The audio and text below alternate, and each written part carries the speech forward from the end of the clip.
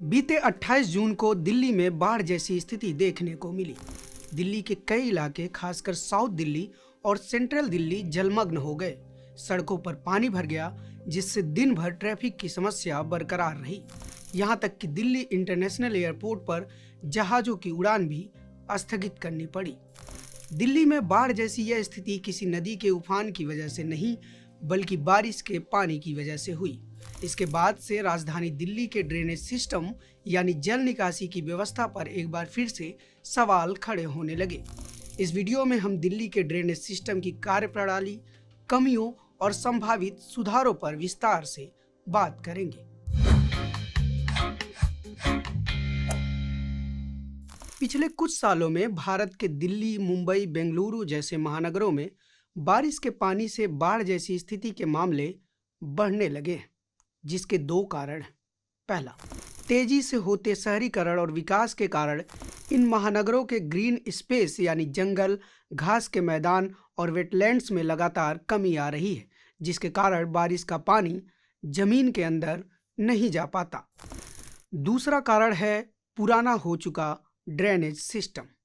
अगर बात दिल्ली की करें तो दिल्ली का ड्रेनेज सिस्टम करीब 40 साल पुराने यानी 1976 में बने मास्टर प्लान पर काम कर रहा है, जबकि 1976 के मुकाबले आज दिल्ली की आबादी कई गुना बढ़ चुकी है। इस पुराने मास्टर प्लान के हिसाब से दिल्ली का ड्रेनेज सिस्टम 3 हिस्सों में विभाजित है। पहला, रेन वाटर ड्रेनेज। यह नालियां 4 फीट गहरी होती हैं। इनका उपयोग वर्षा के साथ साथ शौचालय के अलावा अन्य स्थानों से उत्पन्न पानी को निकालने में किया जाता है। मानसून और भारी बारिश के दौरान सतही पानी को निकालने में इनकी भूमिका काफी महत्वपूर्ण होती है। दूसरा है स्टॉर्म वाटर ड्रेन।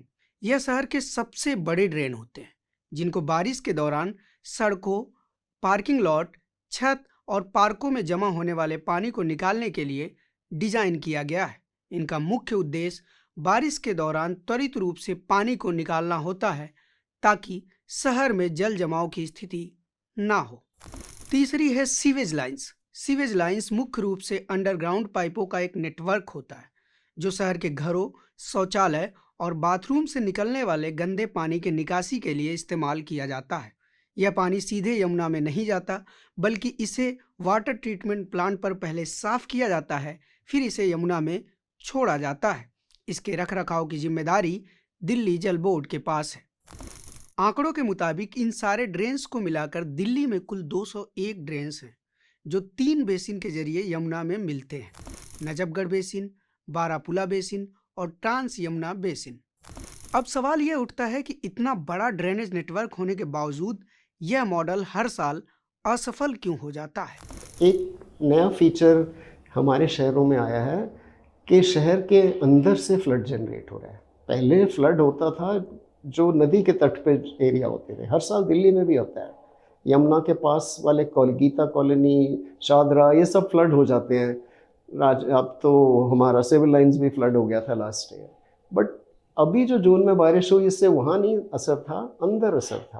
तो ये हमें समझने की ज़रूरत है कि जैसे जैसे हम शहर बढ़ा रहे हैं और शहर में कंक्रीट और रोड बिछ रहा है, रन ऑफ ज़्यादा हो रहा है।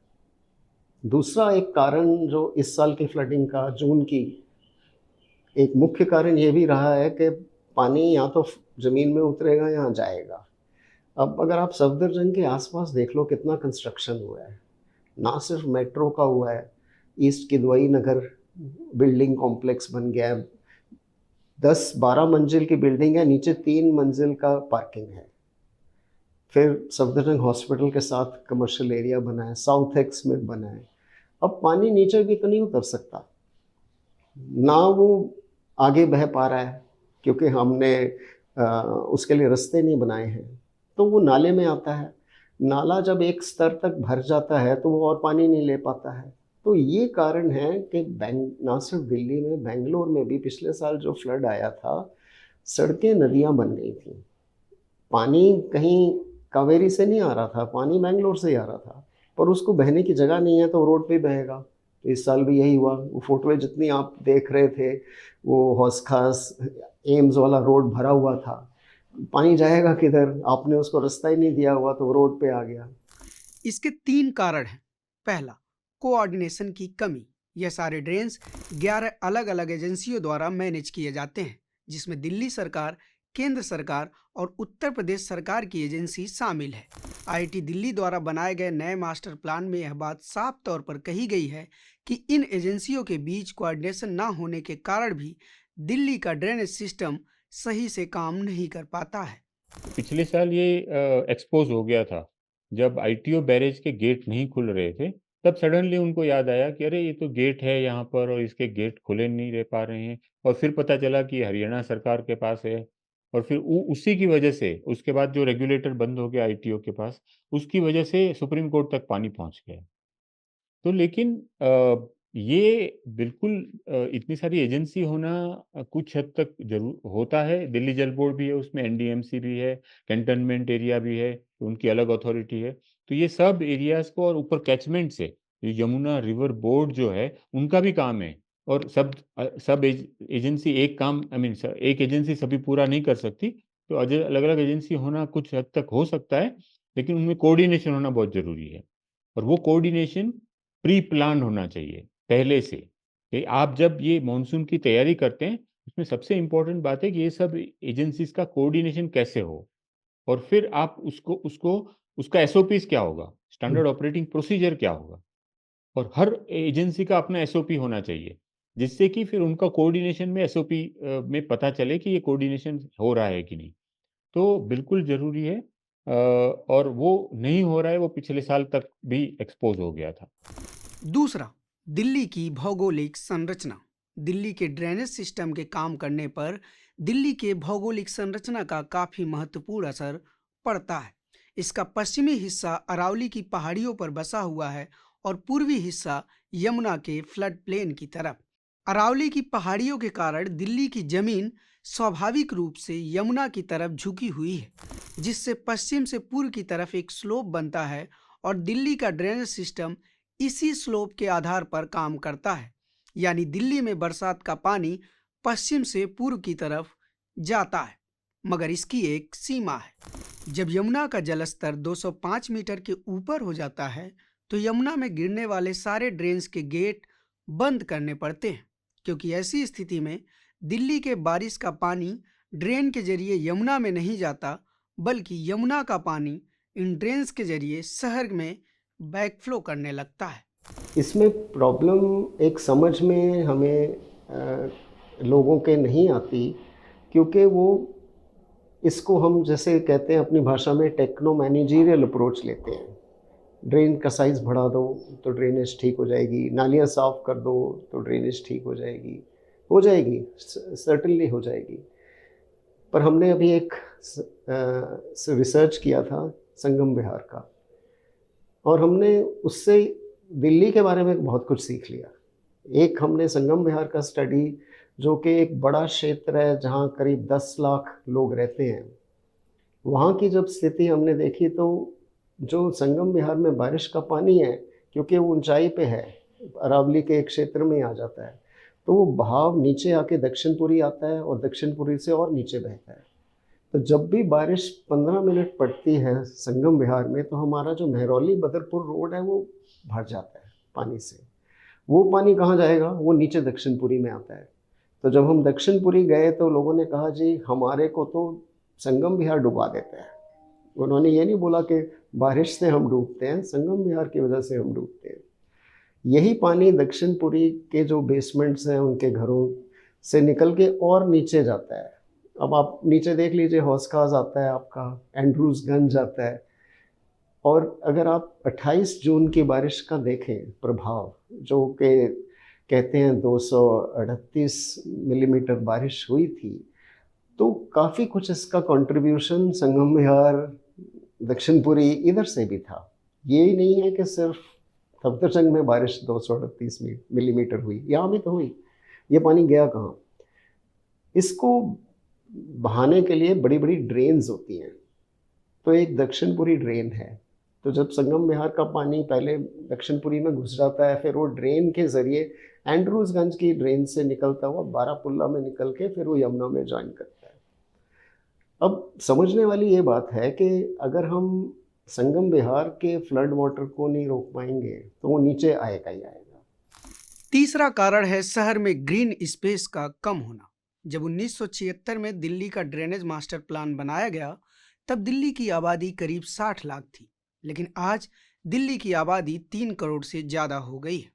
ऐसे में एक वाजिब सवाल यह उठता है कि ड्रेनेज सिस्टम का काम तो बारिश के पानी को बाहर निकालना है। ऐसे में आबादी बढ़ने या घटने से क्या फ़र्क पड़ता है?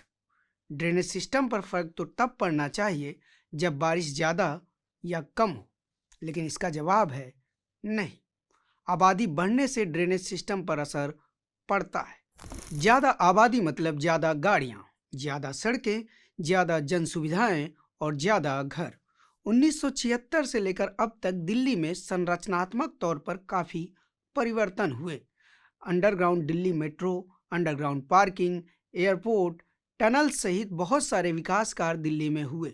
मतलब दिल्ली में जो भी खाली ज़मीन थी वहाँ आज कंक्रीट से बने स्ट्रक्चर है, जिसका असर यह हुआ कि दिल्ली का ग्रीन स्पेस कम हो गया है, जिसकी वजह से बारिश का जो पानी दिल्ली की ज़मीन के अंदर चला जाता था वह अब सरफेस पर ही रह जाता है और बढ़कर शहर में फैल जाता है।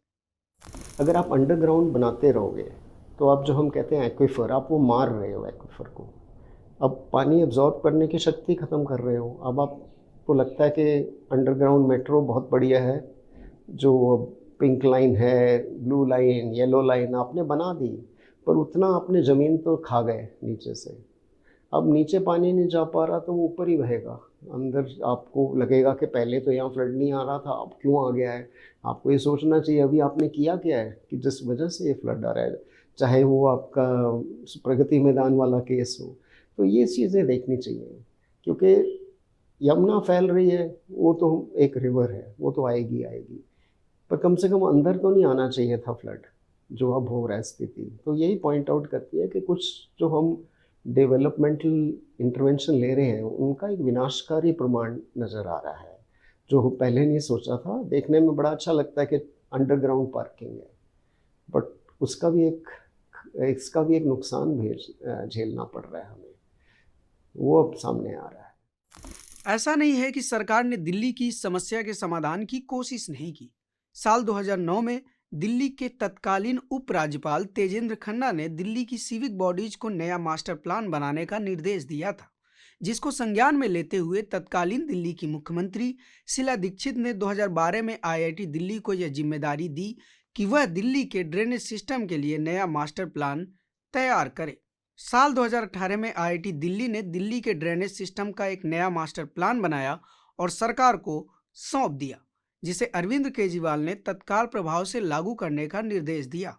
लेकिन बाद में इस मास्टर प्लान को दिल्ली सरकार के टेक्निकल पैनल द्वारा खारिज कर दिया गया और अब तक सरकार की तरफ से कोई जवाब नहीं आया है कि वह नए मास्टर प्लान पर काम कर रही है या नहीं। आपको उन मीडिया संस्थानों को समर्थन देना होगा जो सरकारी विज्ञापनों पर निर्भर नहीं है। न्यूज लॉन्ड्री ऐसा ही मीडिया प्लेटफॉर्म है। हम किसी से विज्ञापन नहीं लेते। न्यूज लॉन्ड्री को सब्सक्राइब करने के लिए newslaundry.com/सब्सक्रिप्शन पर जाएं और अपने मन मुताबिक राशि चुनें। न्यूज लॉन्ड्री को सब्सक्राइब करें और गर्व से कहें, मेरे खर्च पर आजाद हैं खबरें।